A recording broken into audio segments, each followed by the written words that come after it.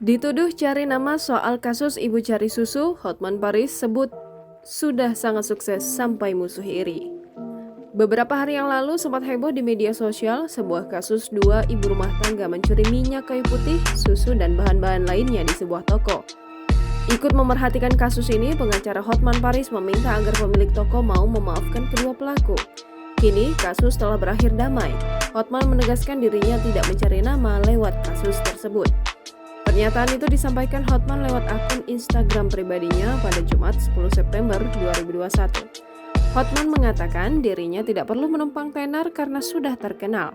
Lewat captionnya itu, Hotman mengucapkan terima kasih kepada pihak toko yang mau memaafkan kedua pelaku pencurian. Sebelumnya, Hotman Paris sempat mengupayakan bantuan dan ikut meminta maaf kepada pihak yang dirugikan. Pasalnya, kedua ibu tersebut telah ditetapkan sebagai tersangka dan terancam dibui 5 tahun. Nurani Hotman Paris yang tersentuh akan kasus tersebut membuatnya menyerukan agar membantu kedua pelaku. Benar saja, seruan Hotman Paris itu akhirnya berbuah manis.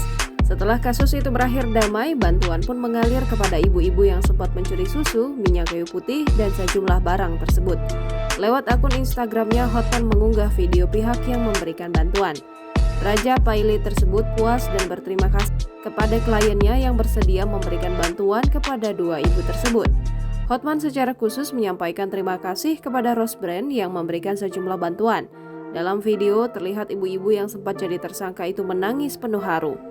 Hotman pun menegaskan dirinya tidak punya waktu untuk meladeni pertanyaan terkait alasannya membela ibu-ibu tersebut. Pengacara berusia 61 tahun itu seolah menegaskan agar masyarakat melihat dengan hati nurani masing-masing. Jangan lupa subscribe, share, komen, dan like ya!